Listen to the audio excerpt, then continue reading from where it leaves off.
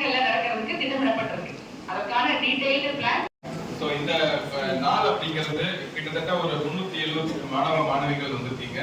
நம்முடைய பெற்றோர்கள் ஒரு 125 பேருக்கு மேல வந்திருக்கீங்க. ஸோ கிட்டத்தட்ட அது இல்லாம அவருடைய பள்ளியினுடைய கரியர் கைடன்ஸ் டீச்சர்ஸ் உட்பட ஒரு 600 பேர் ஒரு எப்படி ஒரு 25 வயசு தாண்டோன்னு உங்களுக்கும் நாளைக்கு திருமணம் உங்களுடைய குடும்பம் என்பதெல்லாம் வரும். அப்போ வரும்போதுதான் உங்களுக்கு தெரியும் ஒரு குடும்பத்தை மேனேஜ் பண்றது எவ்வளவு.